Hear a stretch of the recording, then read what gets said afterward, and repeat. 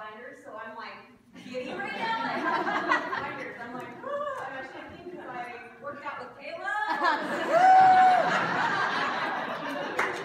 I'm a little shaky. But you know how much I love binders, so this is so stinking cool. Okay, so it's a new school year, and some of you know I have two of my kids are in elementary school. So if you were ever in elementary school, or if you have kids that are in elementary school, you might be familiar with the fall fundraisers. Yes, yes, yes. Do you love them? Do you hate them? Hate them, right? Okay, good, because I'm not alone, because I hate them. And so I've always kind of had this negative attitude about, can we not do it this year? But this last week, when I was working on this information, a light bulb went off in my head, so I was like, it's going in. So you're going to hear about it a little bit. My kids, that first day, when they hear about that fall fundraiser, they come flying off the bus. They are like ready to hit the ground running. They are so stinking excited. They want to contact everybody we know, have me drive them all over town to sell items, chocolate, wrapping paper, magazines, whatever. And they are holding tight to one of these.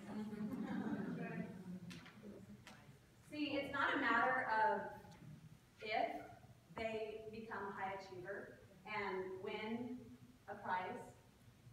It is, they sit on the couch for hours, all night, and they study this thing, and they're like, well, what are we going to choose, the bike or the iPad? Like, because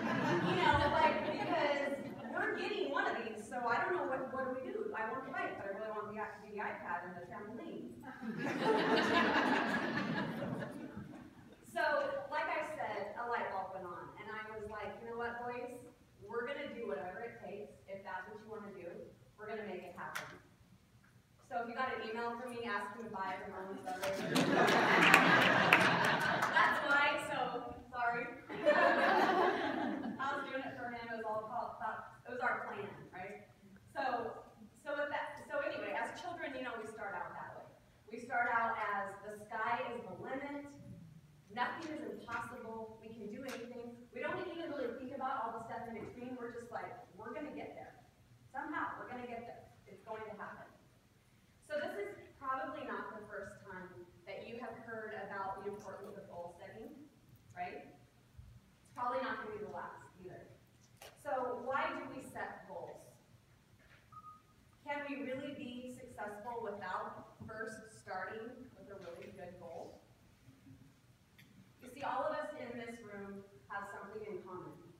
We all set the goal to be here in Texas at this Soul Summit.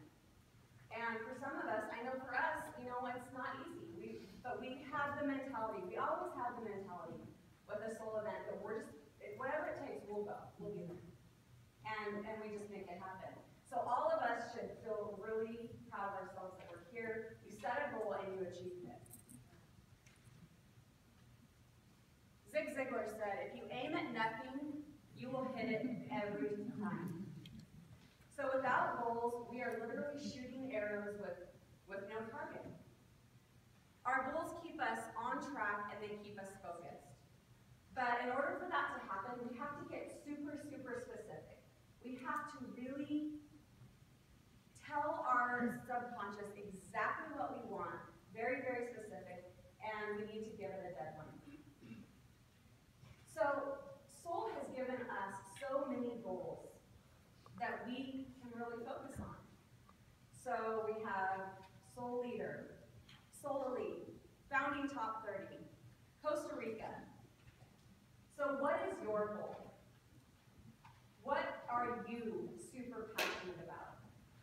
What gets you so excited? Like Troy said, that burning in the belly, the hunger. Like, what is it specifically for you that gets you so excited that you are going to push yourself outside of your box? Push yourself outside of your comfort zone. Because every single time you do that, and every single time that happens, usually you kind of find out that it wasn't really as bad as you thought it was going to be. And then something good usually comes from it. So then you're kind of like, you know what? That wasn't so bad. Something good came from it. Okay, I'm ready to do it again. Like, bring it on. What's next? And that keeps happening and keeps happening. So we know the importance of having goals. So now what?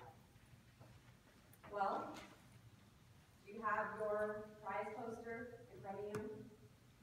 Is it a vision board?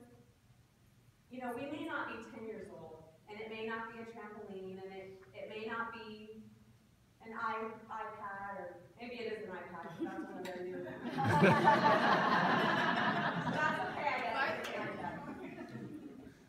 But you know, the goals that we put in front of us, founding Top 30, Costa Rica, having 10,000 soul soldiers out there, whatever it is, those goals can be just as, hopefully more exhilarating than the trampoline or the bike. But you know what? Let's not get envisioning confused with wishful thinking. You know, before Soul, I really thought that I had goals. I thought that if I just thought about something or told myself, I'm going to do that, or I want to do that, or I want that, I thought that that was a goal. I thought I was making goals. But it wasn't until I really dove into Soul and started really learning about personal development that and working on stuff like this, I realized I was just daydreaming. I was wishful thinking. And that is not envisioning, and it's not goal setting. That will not get us where we want. So in order for us to envision our goals, they have to become physical. In order for them to become physical, they have to involve our senses, which means we have to write them down. There is a 1979 Harvard MBA program study, and the graduates were all asked, have you set clear, written goals for your future and made plans to accomplish them? So, look at this slide. 3% had written goals and plans. 13% had goals but not in writing. 84% had no goals at all. The 13% that had goals but not in writing were earning twice the amount of the 84% with no goals. The 3% with written goals were averaging 10 times the amount of the whole 97% of the class combined. So get yourself a vision board. Whatever attracts you, just put it up there. If you don't like it, rearrange it, do it again. It's amazing what that can do. Or a notebook, write freely, write all of your wants, from a new toothbrush to a trip to Paris. Write it all down. So why is it that we need to dream big? Why do we have to really, get so specific?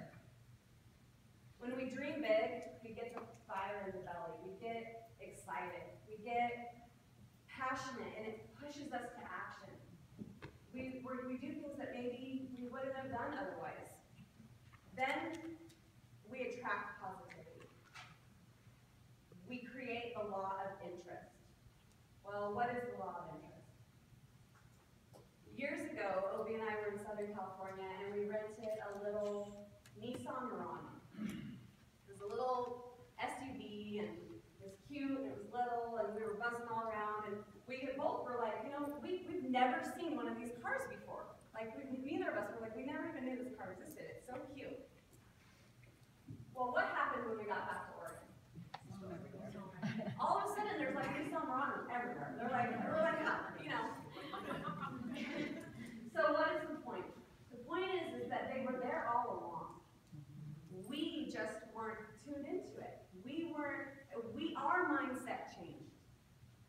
So there's success and opportunities all around each and every single one of us every day. But when we change our mindset, when we tune in to exactly what we want by writing down our goals, we are opening those doors. They're coming out of the woodwork, so to speak. We have activated the law of interest. Also, big goals can be kind of intimidating. Sometimes in this business, as mentors, we'll be like, you're never going to have to work again. You're going to go to Costa Rica. You're going to, all these things. And we get really intimidated. And we're like frozen. We're not going to do anything. It's like, I'm never going to do that. I'm never going to get there. So even though we need to dream big, we also need to create by 1 month, this week, today, what am I going to do to get myself to this goal this week, this month, this quarter, this year? So it's super, super important to remember, don't get hard on yourself because you have that really good goal. So for my 10-year-old, this was his driving force. But for us here at Solle, this is ours. So every month, we should be laser focused to achieve a new goal. And we have this beautiful chart. This honestly, like I said, I didn't really know about the whole vision and goal setting in the beginning, so this was my vision board. This was what I depended on. So Jeff Olson, in his book, as we've already heard how amazing it is, he says, you need to counteract the force of gravity, or in other words, the force of mediocrity. So don't settle. Don't be mediocre and go out